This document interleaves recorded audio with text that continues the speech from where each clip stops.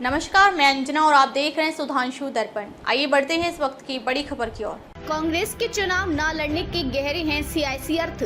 कम सीटें मिलने के साथ हैं दूसरी वजह भी। प्रदेश के 9 विधानसभा सीटों पर हो रहे उपचुनाव में सपा और कांग्रेस के बीच गठबंधन का दावा किया जा रहा है, लेकिन असल में दिलों के मिलने पर संशय के बादल मंडराने लगे हैं। कांग्रेस के उपचुनाव नहीं लड़ने के फैसले से साफ है कि सपा से मिली 2 सीटों से पार्टी संतुष्ट नहीं थी। दरअसल कांग्रेस यूपी विधानसभा उपचुनाव में मझवा, फूलपुर, गाजियाबाद, खैर और मीरापुर सीट मांग रही थी। सपा ने गाजियाबाद और खैर सीट छोड़ी। कांग्रेस ने असंतुष्टि जताई। इस बीच सपा की ओर से कहा गया कि फूलपुर सीट भी दे सकती हैं, लेकिन बुधवार को यहां से सपा के मुश्तबा सिद्दीकी ने पर्चा दाखिल कर दिया। इसके बाद दिल्ली पहुंचे कांग्रेस के प्रदेश प्रभारी अविनाश पांडे और प्रदेश अध्यक्ष अजय राय ने शीर्ष नेतृत्व को पूरी स्थिति बताई। देर रात सपा ने सोशल मीडिया पर ऐलान किया कि पार्टी सभी 9 सीट पर चुनाव लड़ेगी। बृहस्पतिवार दोपहर बाद दिल्ली में कांग्रेस ने कहा कि भाजपा को हटाने के लिए सीट नहीं, जीत जरूरी है। सपा का प्रदेश नेतृत्व भले ही गठबंधन कायम होने की बात कह रहा हो, लेकिन हालात कुछ और ही हैं। फूलपुर सीट से कांग्रेस के सुदेश यादव का पर्चा दाखिल करना इसका प्रमाण है। सपा की ओर से सीटें नहीं मिलने से कांग्रेस के प्रदेश स्तरीय नेता ही नहीं, बल्कि कई सीटों पर चुनाव लड़ने की तैयारी करने वाले भी खफा हैं। लखनऊ समेत कई जगह पर संविधान बचाओ सम्मेलन करने वाले पूर्व जिला जज बीडी नकवी कहते हैं कि आपसी सामंजस्य बनाए रखने के लिए कांग्रेस को सीटें मिलनी चाहिए थी। सामाजिक चेतना फाउंडेशन न्याय के सचिव महेंद्र मंडल कहते हैं कि कांग्रेस को सीटें नहीं देना सपा की हठ धर्मिता है। सीटें छोड़ने का 2027 में मिलेगा फायदा। जानकारी के मुताबिक अब कांग्रेस नए सिरे से विधानसभा चुनाव 2027 की तैयारी करेगी, ताकि गठबंधन की जरूरत पड़ने पर सपा से आमने सामने बैठकर बात कर सके। ये सपा के लिए खतरे की घंटी हो सकता है। इंडिया गठबंधन के भविष्य पर संकट। लोकसभा चुनाव में गठबंधन के साथ खड़े दल अब मैदान में है। राष्ट्रवादी कांग्रेस पार्टी 3 उम्मीदवार उतार चुकी है। राष्ट्रीय जनवादी पार्टी अपना दल, कमेरावादी समेत कई दल अलग राह पर चल पड़े हैं। ऐसे में गठबंधन के भविष्य पर संशय है। महाराष्ट्र फैक्टर का भी असर। कांग्रेस के यूपी में विधानसभा उपचुनाव से किनारा करने के पीछे महाराष्ट्र फैक्टर भी माना जा रहा है। महाराष्ट्र चुनाव को लेकर महाविकास अघाड़ी में सीट बंटवारे पर सहमति बन गई है। कांग्रेस, रांगकपा और शिवसेना ठाकरे के बीच 85 सीट पर रजामंदी बनी है। वहीं सपा समेत अन्य सहयोगी दलों को 18 सीटें देने की बात हुई है। यहां सपा 12 सीटें मांग रही है और 5 पर उम्मीदवार उतार चुकी है। एलएसी पर सामान्य हो रहे हालात। चीन ने उखाड़े अपने तंबू, पीछे हटी दोनों देशों की सेनाएं। पूर्वी लद्दाख में दोनों देशों की सेनाओं के बीच गतिरोध को समाप्त करने के लिए भारत और चीन के बीच समझौते के कुछ दिनों बाद वास्तविक नियंत्रण रेखा एलएसी पर सैनिकों के पीछे हटने की प्रक्रिया शुरू हो गई है। इसकी जानकारी सूत्रों के हवाले से सामने आई है। क्षेत्र में दोनों ओर से एक तंबू तथा कुछ अस्थायी संरचनाओं को हटा दिया गया है तथा भारतीय सैनिक चारडिंग नाला के पश्चिमी किनारे की ओर वापस लौट रहे हैं, जबकि चीनी सैनिक नाला के पूर्वी किनारे की ओर पीछे हट रहे हैं।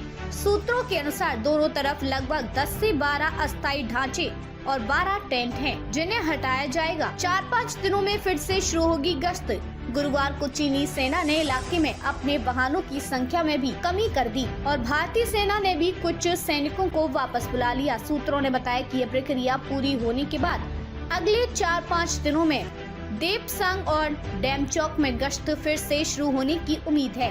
भारत ने 21 अक्टूबर को घोषणा की थी कि वह चीन के साथ वास्तविक नियंत्रण रेखा पर गश्त करने के समझौते पर पहुंच गया है, जिससे 4 साल से अधिक समय से चल रहे सैन्य गतिरोध को समाप्त करने में एक बड़ी सफलता मिली है।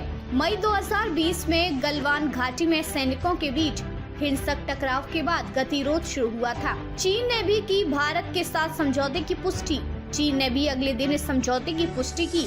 बीजिंग ने कहा कि प्रशासनिक मामलों पर एक समाधान हो गया है और वह इन प्रस्तावों को लागू करने के लिए भारत के साथ मिलकर काम करेगा। वहीं चीनी विदेश मंत्रालय के प्रवक्ता लिन जियान ने कहा कि आगे चलकर उनका देश इन प्रस्तावों को लागू करने के लिए भारत के साथ मिलकर काम करेगा। बता दें कि सीमा पर सैनिकों की वापसी से दोनों एशियाई दिग्गजों के बीच तनावपूर्ण संबंधों में सुधार की उम्मीद है। प्रधानमंत्री नरेंद्र मोदी और चीनी राष्ट्रपति शी जिनपिंग ने कजान में ब्रिक्स शिखर सम्मेलन के दौरान मुलाकात की और इस समझौते का समर्थन किया। इस बैठक के बाद दोनों पक्षों की ओर से विभिन्न द्विपक्षीय वार्ता तंत्रों को पुनर्जीवित करने के निर्देश दिए गए, जिससे संबंधों को सामान्य बनाने के प्रयासों का संकेत मिला। शेख हसीना का बदला ठिकाना। अब लुटियंस दिल्ली के बड़े बंगले में रहती है बांग्लादेश की पूर्व पीएम। बांग्लादेश की पूर्व प्रधानमंत्री शेख हसीना अपने देश की स्थिति बिगड़ने के बाद भारत में शरण ली हुई हैं। वह उत्तर प्रदेश में हिंडन एयरफोर्स बेस के पास एक सुरक्षित स्थान पर रह रही थी। अब उनका पता बदल चुका है। शेख हसीना अब मध्य दिल्ली में इंडिया गेट और खान मार्केट के पास एक सुरक्षित बंगले में रह रही हैं। अधिकारियों ने इसकी जानकारी दी। उन्होंने कहा कि बांग्लादेश की पूर्व प्रधानमंत्री को कई स्तरों की सुरक्षा दी गई है। अधिकारियों ने गुरुवार को कहा कि शेख हसीना हिंडन से शिफ्ट होने के बाद लुटियंस दिल्ली में रह रही हैं। आपको बता दें कि यह जगह दिल्ली के लोगों के लिए मॉर्निंग वॉक के लिए अच्छी जगह है। अधिकारियों ने कहा कि उनका नया निवास एक खुफिया ब्यूरो का सुरक्षित घर है। उन्होंने शेख हसीना की जान को खतरा बताते हुए सटीक स्थान का खुलासा न करने को कहा। आपको बता दें कि शेख हसीना के खिलाफ बांग्लादेश में गिरफ्तारी वारंट भी है। आपको बता दें कि मध्य दिल्ली में सुरक्षित घरों की आंतरिक और बाहरी सुरक्षा घेरे की देखभाल केंद्रीय एजेंसियों के अधिकारियों द्वारा की जाती है। दिल्ली पुलिस के कमांडो यूनिट आने जाने वालों पर नजर रखते हैं। संदिग्ध गतिविधियों और लोगों पर नजर रखने के लिए बंगलों के आसपास तैनात किए जाते हैं। एक दूसरे अधिकारी ने कहा कि दिल्ली पुलिस के एक सब इंस्पेक्टर को कुछ दिनों के लिए आईबी और विदेश मंत्रालय MEA के अधिकारियों के साथ जोड़ा गया था। उन्होंने कहा, सब इंस्पेक्टर को बहुत स्पष्ट निर्देश दिए गए थे कि अपने निजी और पेशेवर हलकों में किसी को भी गुप्त ऑपरेशन और सुरक्षित घर के पते के बारे में विवरण ना बताएं। SI से कहा गया था कि अगर दिल्ली पुलिस प्रमुख या उनका कोई अधिकारी इसके लिए कहे तो भी उससे कोई जानकारी नहीं देनी चाहिए। SI को 2 या 3 दिन बाद सुरक्षा प्रोटोकॉल से हटा दिया गया क्योंकि IB और गृह मंत्रालय के अधिकारियों ने सुरक्षा व्यवस्था संभाल ली थी। आपको बता दें कि शेख हसीना की बेटी साइमा वाजिद दिल्ली में रहती हैं और विश्व स्वास्थ्य संगठन की क्षेत्रीय निदेशक हैं। उनको भी दिल्ली पुलिस ने सुरक्षा कवर प्रदान किया था। अधिकारियों ने बताया कि पिछले 2 महीनों में दोनों की मुलाकात कड़ी और गुप्त सुरक्षा प्रोटोकॉल के तहत कई बार हुई है। राजनीतिक अखाड़ा बनी संसदीय समिति। बैठक में नहीं आई सेबी प्रमुख तो मची रात। सत्ता पक्ष और विपक्षी सांसद भिड़े। संसदीय समिति भी राजनीतिक अखाड़ा बनने लगी है। 3 दिन पहले वक्फ पर गठित JPC में सत्ता पक्ष और विपक्षी सदस्य आमने सामने दिखे थे। अब लोक लेखा समिति में वह दृश्य नजर आने लगा है। गुरुवार को सेबी प्रमुख माधवी बूच ने निजी कारणों का हवाला देकर बैठक में आने से इनकार कर दिया।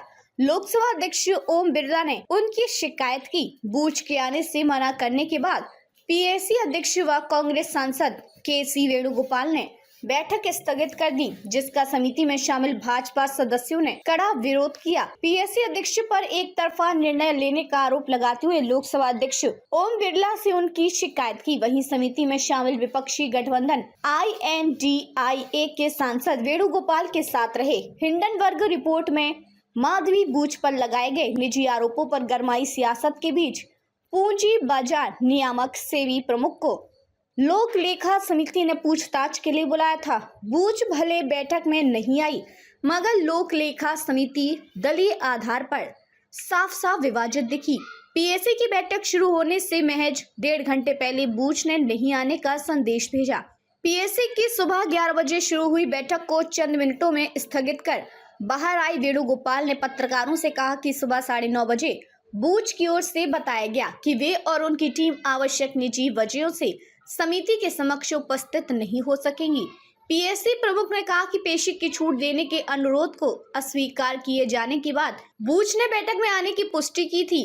फिर भी महिला होने के नाते उनके अनुरोध पर विचार करते हुए हमने आज की बैठक को किसी दूसरे दिन के लिए स्थगित करना बेहतर समझा है। वैसे बूच को पीएससी में बुलाने पर राजनीतिक तकरार शुरू चल रही है। सत्ताधारी भाजपा की ओर से पीएससी में शामिल सांसद निशिकांत दुबे ने वेणुगोपाल के फैसले पर पहले ही सवाल उठाते हुए स्पीकर को भी पत्र लिखकर बूच को बुलाए जाने के फैसले को रोकने की मांग की थी। इसलिए गुरुवार को जब पीएससी की बैठक शुरू हुई तो सत्ता पक्ष और विपक्ष के सांसदों के बीच प्रक्रिया तथा दायरे जैसे मुद्दों को लेकर तीखी नोकझोंक शुरू हुई। रविशंकर प्रसाद ने साधा निशाना। भाजपा के वरिष्ठ सांसद रविशंकर प्रसाद ने बैठक स्थगित किए जाने के बाद पत्रकारों से बातचीत में पीएससी अध्यक्ष पर स्व प्रेरणा से कार्य करने का आरोप लगाते हुए कहा कि बूच और संसद के अधिनियमों द्वारा स्थापित कुछ अन्य नियामक निकायों को बुलाने का उनका निर्णय पक्षपातपूर्ण राजनीति से प्रेरित था। पीएससी का काम कैग की रिपोर्ट पर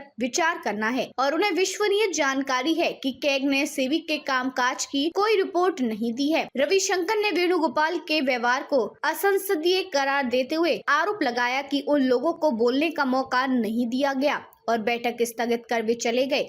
जबकि गुरुवार की बैठक में एनडीए गठबंधन के सांसद बहुमत में थे और हमारी मुख्य आपत्ति यह थी कि वेणुगोपाल ने परामर्श किए बिना विषयों का स्व प्रेरणा से चयन कैसे किया। उन्होंने पीएससी सचिवालय के अधिकारियों के बैठक स्थल से चले जाने पर भी आपत्ति जताई और उसके बाद स्पीकर से मुलाकात कर वेणुगोपाल के खिलाफ अपना विरोध दर्ज कराया।